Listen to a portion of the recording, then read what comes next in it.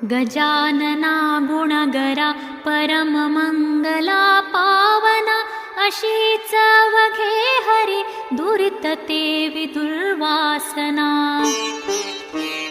नसे त्रिभुवनामध्ये तुझ विणे आम्हासरा, करी पदनतावरी बहुदयान रोषाधरा।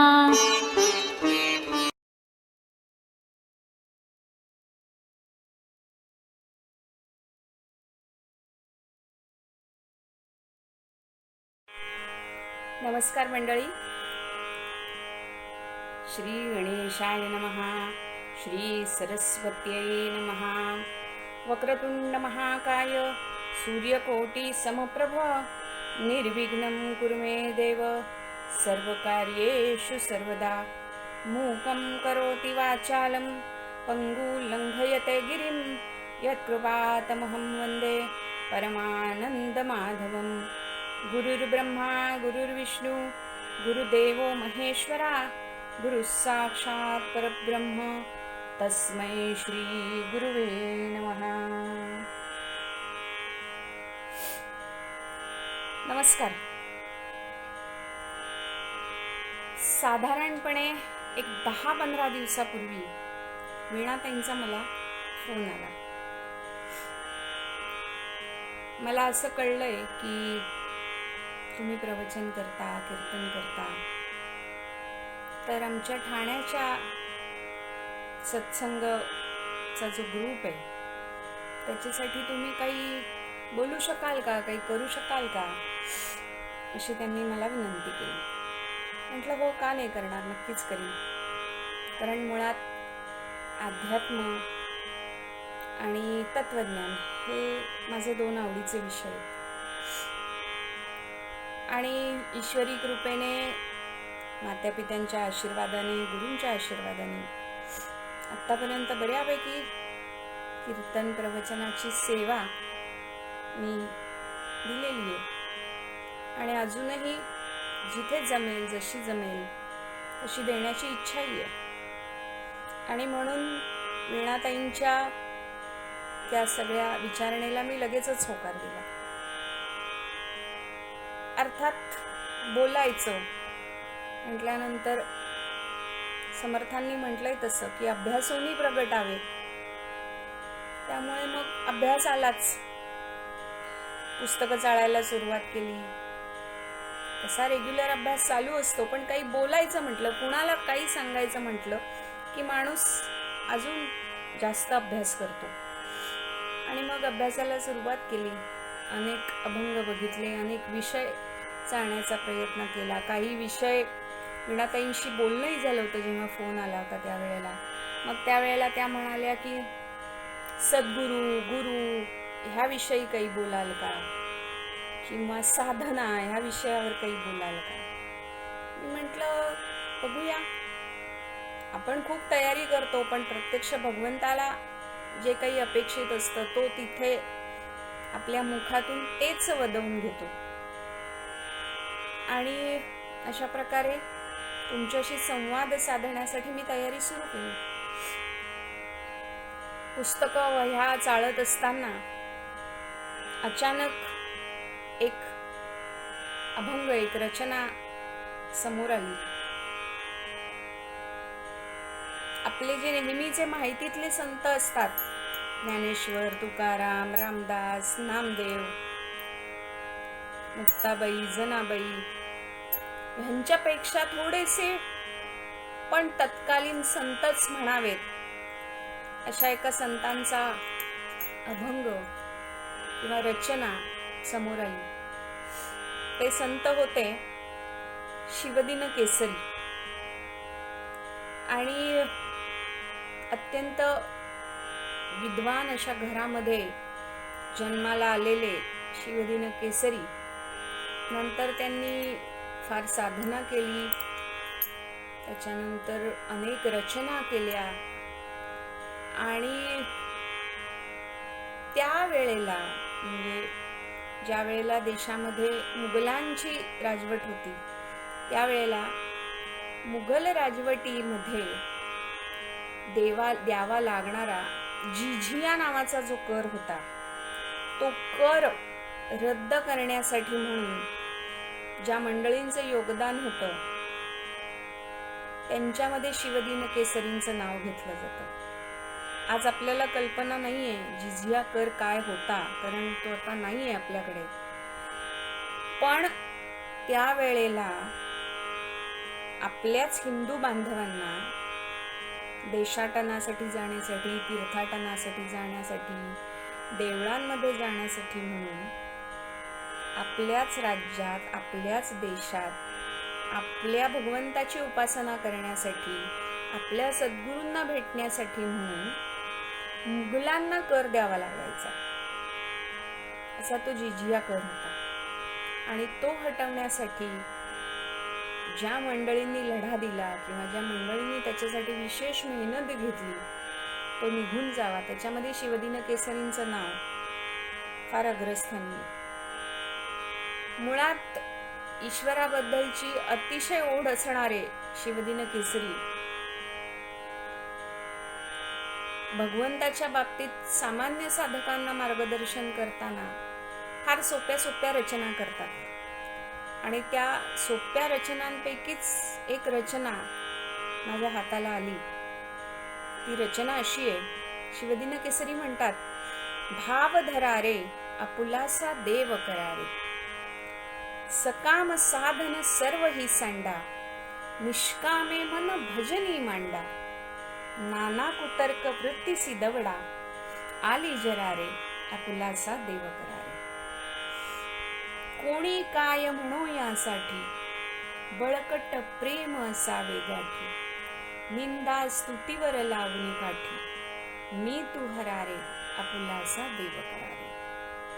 दुर्लभ नरदेहाची प्राप्ती, पुन्हा मिळेना तो कल्पांती, जाणून हे ऐसे चित्ती, प्रभूसी भजारे आपुलासा देव करारे. आता ह्याच्यामध्ये सगळ्यात महत्वाचा शब्द काय आहे? पहिल्या ओळीतला सगळ्यात महत्वाचा शब्द आहे तो म्हणजे भाव. शिवदिन केसरी सांगतायत, शिवदिन केसरी आपल्याला असं सांगत नाहीयेत की भगवंताचे चरण धरा. शिवदिनी सांगतायत भगवंताप्रती भाव धरा. भावच का धरायचा? आपल्याकडे संस्कृतामध्ये एक खूप छान सुभाषित आहे. कोणाला काय दिलं म्हणजे वश करता येतं, असं त्या सुभाषितामध्ये सांगितलेलं आहे. त्याच्यामध्ये पहिल्यांदा सुभाषित सांगते. सुभाषित असं आहे, भावेन देवम कल्लया नरेंद्रम, धनेन कांता कपटेन शत्रु, सत्येन मित्रम कृपयाश्च पुत्रम, ज्ञानेन मोक्षम वशमाप्नुयन्ते. याच्यामध्ये पहिलं काय सांगितलंय बरं? तर कोणाला वश करायचं तर काय द्यायला पाहिजे? पहिल्यांदा भगवंताला वश करायचं असेल तर भावेन देवम. भगवंत कशाने वश होतो?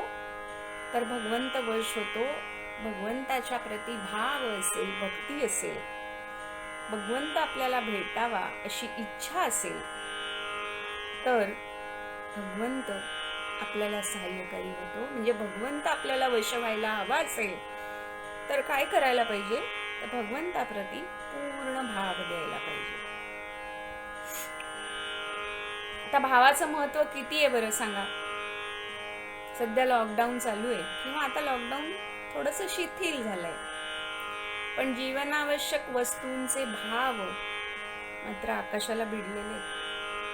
आमच्यासारख्या गृहिणी ज्या वेळेला बाजारामध्ये जातात तेव्हा अगदी छोट्या छोट्या गोष्टींसाठी सुद्धा त्या समोरच्या दुकानदाराबरोबर किंवा विक्रेत्याबरोबर भावासाठी घासाघीस करत असतात.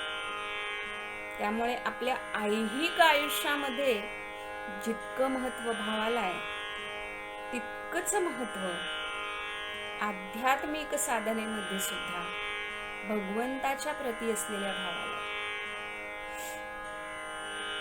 आणि म्हणून भाव धरारे असं म्हणतात. आणि तेच सुभाषितकारही सांगतो, भावेन देवम, भगवंताला वश करायचं असेल तर भाव दिला पाहिजे.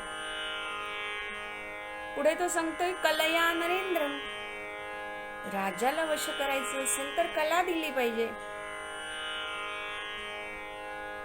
आपल्याला असणारं ज्ञान किंवा आपल्याला येत असलेली कला त्या राजाच्या समोर सादर करता आली पाहिजे, तर राजा काहीतरी खुश होईल आणि बक्षीस देईल. पुढे ते म्हणतायत भावेन देवम कलया नरेंद्रम. सुभाषितकार म्हणतायत धनेन कांता, कांतेला वश करून घ्यायचं असेल तर तिला धन दिलं पाहिजे.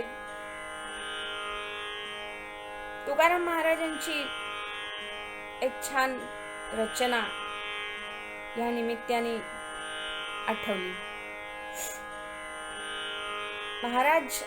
महाराजांनी आपल्या रोजच्या जीवनामध्ये किती आवश्यक गोष्टी असतात ना, त्या छोट्या छोट्या गोष्टीतून माणसाला उपदेश केलेला आहे.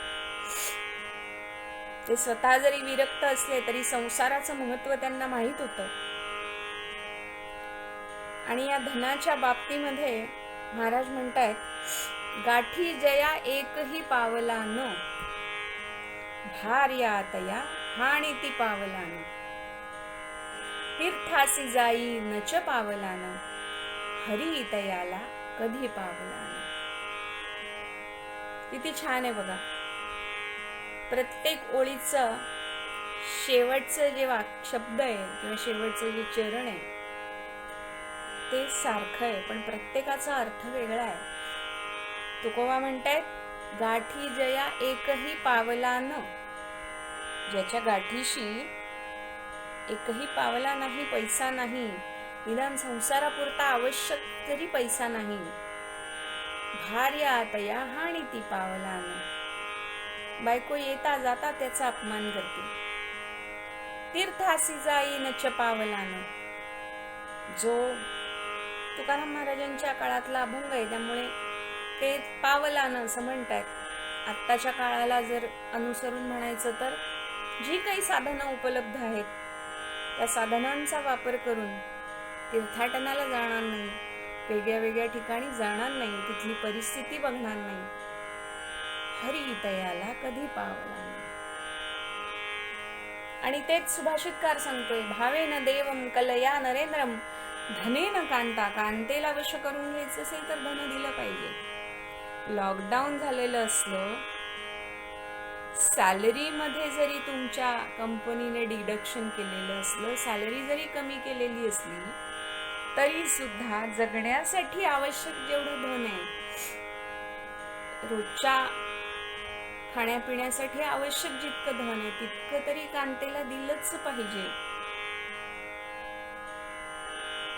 भावेन देवम कलया नरेंद्रम, धनेन कांता, कपटेन शत्रू, शत्रूला वश करून घ्यायचं असेल तर कपटच केलं पाहिजे.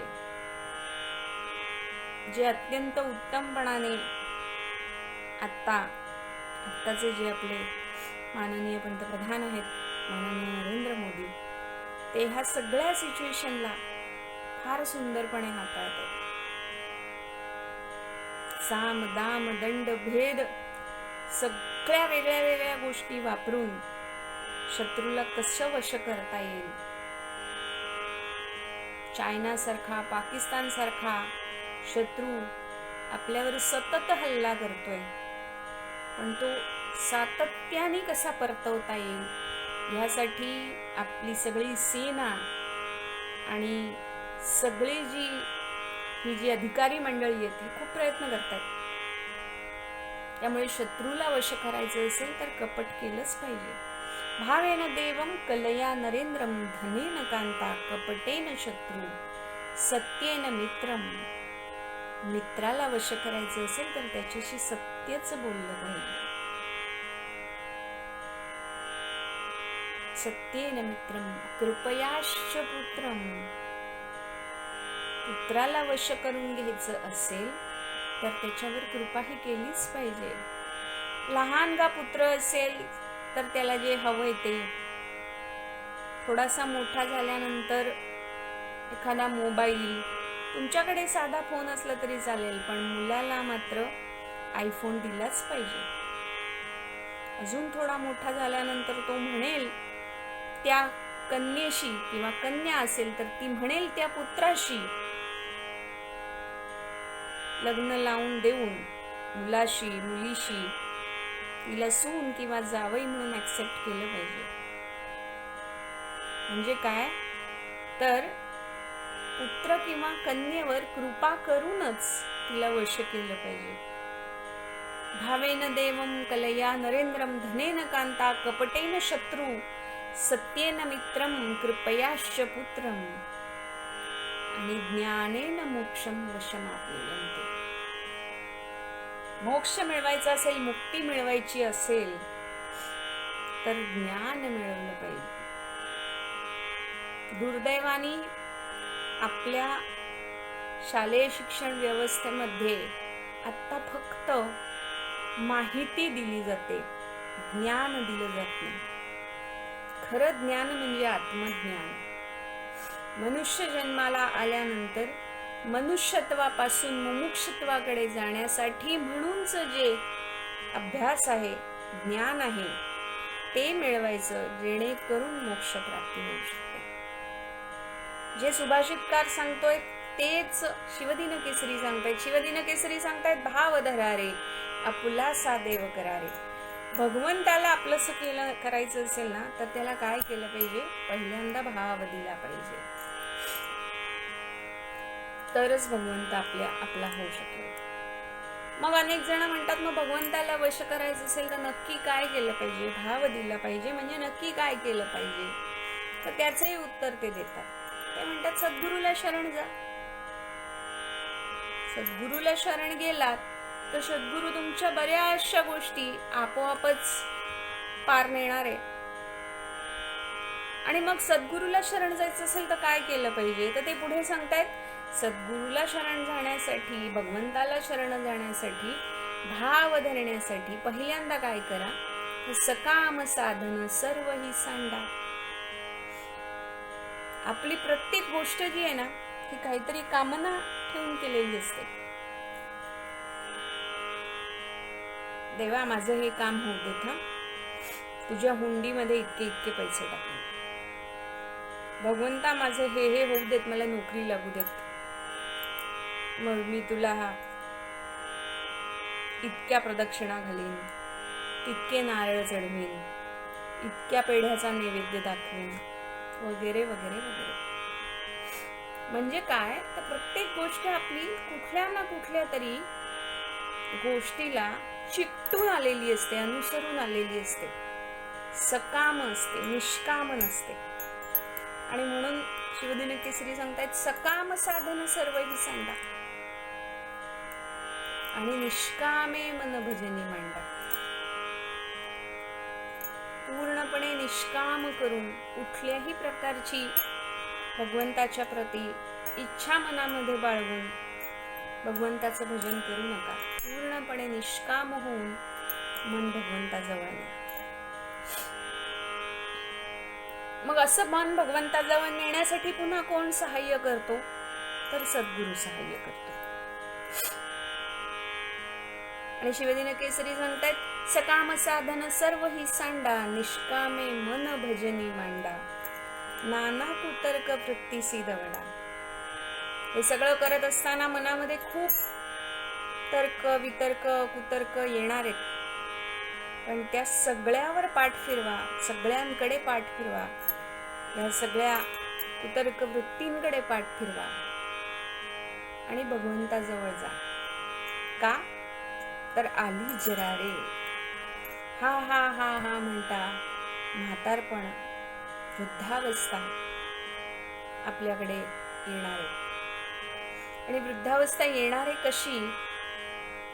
तर संस्कृतात असं म्हटलंय व्याघ्रीव तिष्ठती जरा परितर्जयंती, रोगाश्च शत्रव इव प्रहरंती देहम, आयु परिस्त्रवती भिन्न घटादिवांबो, लोकस्तथापि अहितम आचरती ती चित्रम. कसं येणार आहे का वार्धक्य किंवा वृद्धत्व? तर व्याघ्रीव तिष्ठती जरा परितर्जयंती, एखाद्या वाघाप्रमाणे वृद्धापकाळ समोर येऊन उभा राहणार आहे.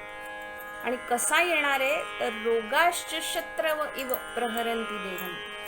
रोगाच्या रूपामध्ये, विविध आजारांच्या रूपामध्ये ते तुमच्यावर शत्रू होऊन प्रहार करणार आहे. व्याघ्रीव तिष्ठति जरा परितर्जयंती रोगाश्च शत्रव इव प्रहरंती देहम. आयु परिस्त्रवती भिन्न घटादिवांबो. आणि आयुष्य कसं निघून जाणार आहे तर एखाद्या तडा गेलेल्या किंवा बारीकशी चीर गेलेल्या माठामधून ज्याप्रमाणे पाणी थेंब थेंब थेंब थेंब थेंब थेंब करून गळून जातं, अशा प्रकारे आयुष्य निघून चाललेलं आहे. असं असलं तरी लोकस्तथापि अहितम आचरती ती चित्रम. तरी सुद्धा लोक काही भजनाकडे वळत नाहीयेत, सत्कर्माकडे वळत नाहीयेत, भगवंताच्या प्रति भाव धरत नाहीयेत, सद्गुरूंना शरण जात नाहीयेत, आपल्या जीवनाचं कल्याण करत नाहीयेत. आणि म्हणून शिवदिन केसरी सांगतायत सकाम साधन सर्व ही सांडा निष्कामे मन भजनी मांडा नाना कुतर्क वृत्तीसी दवडा आली जरा रे आपुलासा देव करा. पुढे ते म्हणतात कोणी काय म्हणू यासाठी बळकट प्रेम असावे गाठी. लोक तुम्ही चांगलं काम करायला घेतलत ना की पहिल्यांदा तुम्हाला दूषणच देणार आहेत. कोणीही तुमचं कौतुक करणार नाहीये. सगळेजण म्हणणार आहेत हे काय आरंभलंय, हे चुकीचं आहे, ह्यानी काही मिळणार आहे का, ह्याच्यामध्ये काही फायदा आहे का, असं प्रत्येक जण विचारणार आहे आपल्याला. त्यामुळे असं जर ह्या सगळ्यांना मात करायची असेल तर कोणी काय म्हणू यासाठी, कोणी काही म्हणू देत, बळकट प्रेम असावे गाठी. प्रेम मात्र आपलं भगवंताप्रती बळकटच पाहिजे. कसं बळकट पाहिजे? बळकट असं पाहिजे ज्याप्रमाणे आईचं मुलावर कसं प्रेम असतं.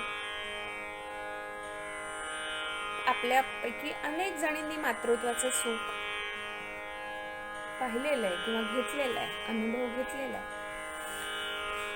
मुलगा चुकला, मुलगी चुकली तर आपण त्यांना शिक्षा करतो, वेळप्रसंगी म्हणतो सुद्धा खायला देणार नाही बरं का, आज उपाशी ठेवणार. पण जेवणाची वेळ झाल्यानंतर असं करतो का हो की आज त्याला सांगितलंय ना आज तुला जेवायला वाढणार नाही तर त्याचा स्वयंपाकच केला नाही, असं नाही करत. आपण त्याचा स्वयंपाक केलेला असतो, फक्त खोटं खोटं त्याला सांगितलेलं असतं की तुला आज जेवायला मिळणार नाहीये बरं, हीच तुझी शिक्षा आहे. कशासाठी असतं बरं? कारण आईचं मुलावर बळकट प्रेम असतं. आई किती म्हातारी झाली आणि मुलगा कितीही मोठा झाला, अगदी तोही म्हातारा झाला, तरी सुद्धा 70 वर्षाची आई 40 वर्षाच्या मुलाची काळजीच करते. कारण मुळात आईचं आपल्या अपत्याप्रतीचं जे प्रेम असतं ते खूप बळकट असतं. आणि म्हणून शिवदिन केसरी म्हणतात कोणी काय म्हणू यासाठी बळकट प्रेम असावे गाठी. हे बळकट प्रेम भगवंतासाठी लावा. निंदा स्तुतीवर लावणी काठी. कोणी निंदा करेल, कोणी स्तुती करेल, पण तुम्ही मात्र त्याच्यातून मागे सरू नका. मी तू हरारे आपुलासा देव करारे. मी तू हरा.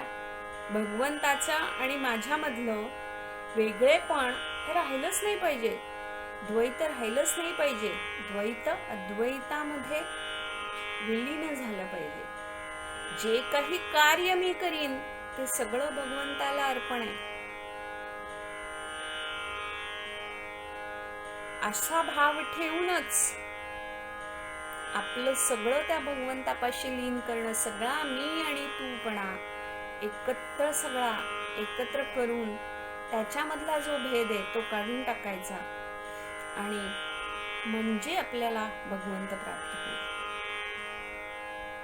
मग हे सगळी भगवंताची प्राप्ती करण्यासाठी कोण बरं सहाय्य करतं? सहाय्य करतात सद्गुरू, मार्गदर्शन करतात सद्गुरू. पुढे शिवदिन केसरी म्हणतात हे सगळं का करायचं बरं? मग काहीतरी कारण असेल ना हे करण्यामागे. कारण असं आहे की दुर्लभ नरदेहाची प्राप्ती.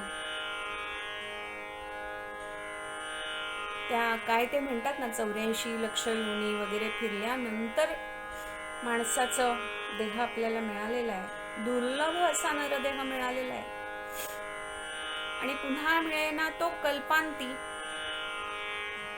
तुम्ही कितीही जर का आटापिटा केलात आणि पुन्हा तुम्हाला जर मनुष्याचा देह मिळायचा नसेल तर तो मिळणार नाहीये. पण तुमचं पुण्य असेल, तुमचं कर्म चांगलं असेल,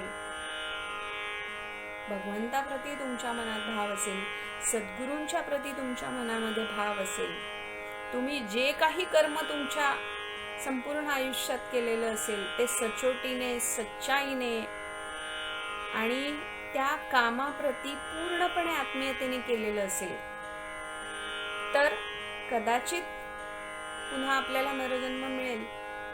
पण उद्याचं माहित नाहीये.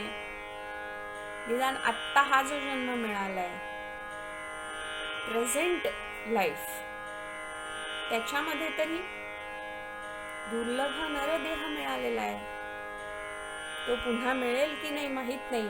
आणि समजा मिळालाच तर मागच्या जन्मी पण आपण मनुष्य होतो आणि आता ह्या जन्मी ते पुढचं काम करण्यासाठी पुन्हा मनुष्याच्या जन्माला आलोय. हे आपल्याला आठवणार आहे का हो? आपल्यापैकी किती जणांना आठवते की मागचा जन्म आपला काय होता? जे मागच्या जन्मापासून आत्ताच्या जन्मापर्यंत तेच आत्ताच्या जन्मापासून पुढच्या जन्मासाठी असणार आहे. आणि म्हणून असा हा जो दुर्लभ असा नरदेह मिळालेला आहे तो मिळणार नाहीये. जाणोनी हे ऐसे चित्ती, हे पहिल्यांदा चित्तामध्ये पक्क करून घ्या. प्रभूसी बजारे आपुला हसा देव करा. आणि म्हणून जर ह्या नरजन्माचं सार्थक करायचं असेल, नरजन्म जर का आपल्याला सार्थकी लावायचा असेल तर भाव धरावे, आपुला असा देव करावे. मग भाव कशासाठी? तर जे काही काम आपण करतोय ते योग्य रीतीने व्हावं याच्यासाठी.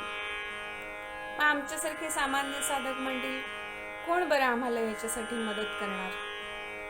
तर याच्यासाठी मदत करतात ते म्हणजे आपले सद्गुरू. सद्गुरू कसे असतात बरं?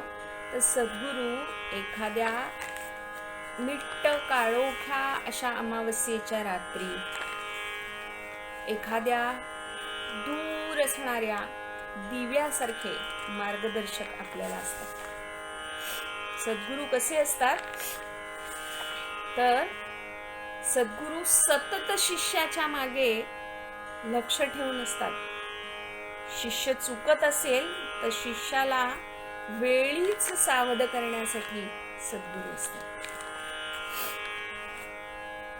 मंडळी, गंमत अशी आहे की सद्गुरू आणि भगवंत ह्यांच्यामध्ये जर का काय भेद असेल किंवा सद्गुरू आणि भगवंत यांच्यामध्ये जर का वेगळे पण काय असेल, भगवंताकडे जाण्यासाठी पहिल्यांदा सद्गुरूलाच का वश करायचं? तर सद्गुरूंना अशासाठी वश करायचं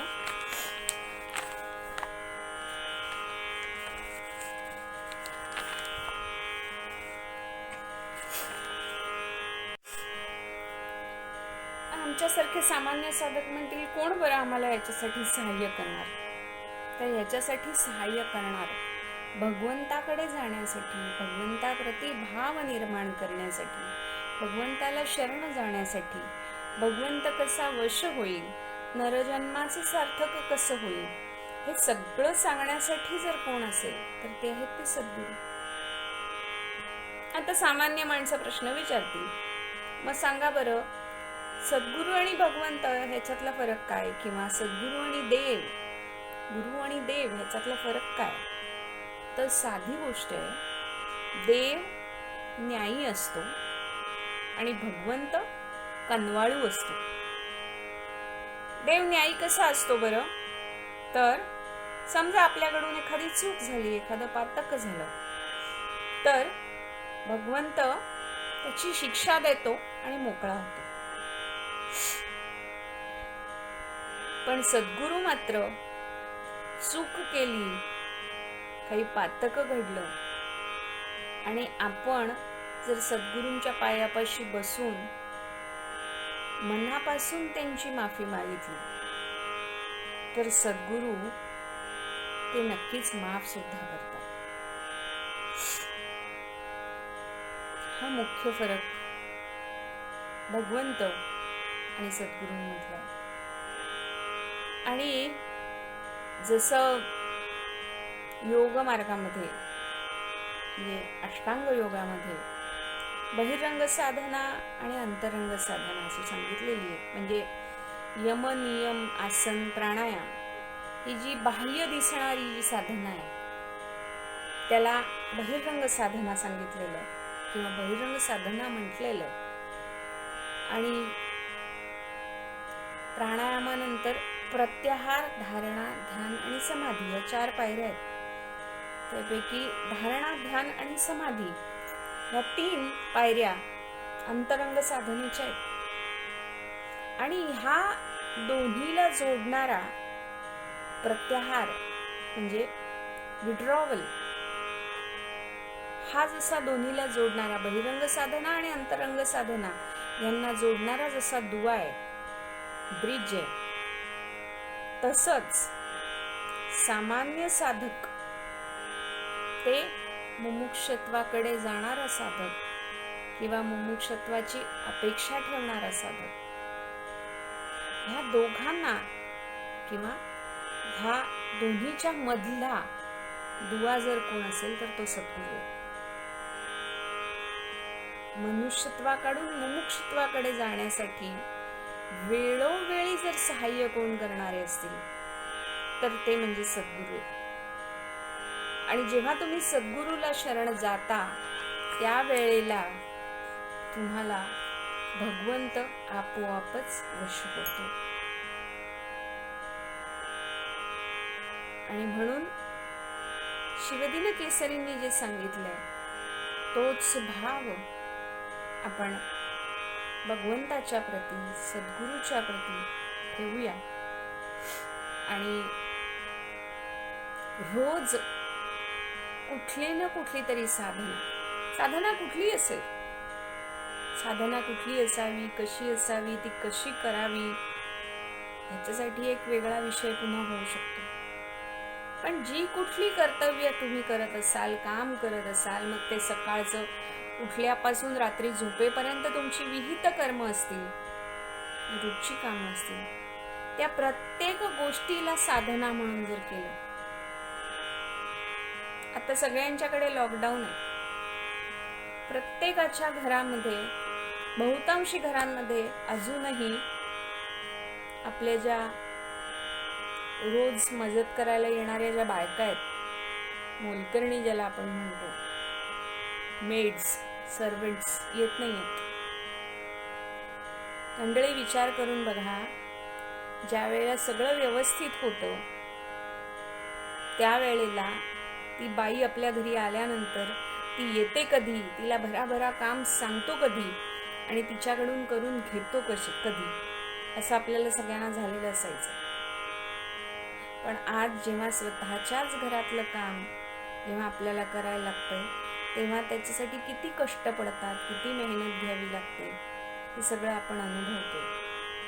एक क्षण विचार करा की ती पण तुमच्याकडे कामाला येणारी जी कोणी तुमची मदतनीस होती ती अशी तुमच्यासारखी 10 घरांची कामं करून यायची. मग जर ती एखाद्या दिवशी एखादं काम आपल्याकडे करू शकली नाही, काम करताना काही कमी जास्त झालं, तर तिच्यावर न चिडणं, तिला समजून घेणं, ही पण एक प्रकारची साधना नाहीये का? घरातल्या प्रत्येकाने प्रत्येक कामामध्ये मदत करणं, जे मिळेल जमेल ते काम करणं, ही सुद्धा एक साधनाच आहे. या लॉकडाऊनच्या निमित्ताने आपल्याला साधनाचे वेगळे वेगळे प्रकार कळले. भगवंताच्या आपल्या घरातल्या देवघरासमोर दिवसभर बसून जपाची माळ ओढणं म्हणजे साधना नाहीये, म्हणजेच फक्त सद्गुरूंना शरण जाणं नाहीये. आपल्या रोजची कामं करत असताना त्या सगळ्या कामांना मी करत असलेलं काम हे कसं उत्तम होईल, उदात्त होईल, सगळ्यांच्या घरच्यांच्या दृष्टीने, समाजाच्या दृष्टीने, राष्ट्राच्या दृष्टीने कसं हितकारक होईल, हे सतत जागृत ठेवणं ही सुद्धा एक साधना आहे. मग तो भाव आपल्या घरच्यांच्या प्रती असेल, आपल्या सोसायटी प्रती असेल, आपल्या गावासाठी असेल, आपल्या राष्ट्रासाठी असेल, तोही सगळ्यांनी केलेला एकीचा भावच आहे की, सगळ्यांनी केलेलं एकत्र कामच आहे की. म्हणजे काय की कुठेही तुम्ही कुठल्याही क्षेत्रात जा, कुठेही काम करा, काहीही मिळवा, कितीही मोठ्या पदावर असा, पण त्या प्रत्येक गोष्टीमध्ये भाव पाहिजे, तरच ती साधना, तरच ते सद्गुरूंना शरण जाणं होईल. तुम्ही तुमच्या कामामध्ये जर तितकी एकरूपता आणली, तन्मयता आणली, आणि आपल्याकडे अशी अनंत उदाहरणं आहेत. अनेक माणसं आहेत ज्यांनी आपल्या कामातून भगवंताला वश केलेलं आहे आणि भगवंत सतत त्यांच्या कामाच्या माध्यमातून त्यांच्या मागे उभा आहे. आपल्या सगळ्यांना माहीत असलेलं एक मोठं नाव आहे स्वर्गीय बाबा आमटे आणि साधनाताई आमटे. त्या कुष्ठरोग्यांसाठी त्यांनी आयुष्य घातलंय. सिंधुताई सकपाळांसारख्या माणसं असतील, अशी अनेक माणसं आहेत ज्यांनी आपल्या कर्माला आपली साधना केलेली आहे, ज्यांनी आपल्या कर्माला आपला भाव केलेला आहे. त्यांच्या कामामधून भगवंत त्यांच्या मागे उभा आहे. आणि म्हणून भगवंताला वश करण्यासाठी, सद्गुरू सहाय्य होण्यासाठी म्हणून सगळ्यात पहिलं काय केलं पाहिजे तर ते म्हणजे भाव धरला पाहिजे. आणि तेच शिवदिन केसरी आपल्याला त्यांच्या या रचनेमधून सांगतायत. भाव धरारे आपुलासा देव करारे. ह्या छोट्याशा आजच्या आपल्या भाव साधनेमधून आपण स्वतःपुरती उन्नती करण्याचा जरी प्रयत्न केला तरी छोट्या छोट्या छोट्या छोट्या व्यक्ती जोडत गेली तर एक मोठी साखळी तयार होऊ शकते. आणि ही साखळी आपल्याला नक्कीच भगवंताकडे, मुमुक्षुत्वाकडे नेण्यासाठी सहाय्यकारी होऊ शकते. हरि ओम.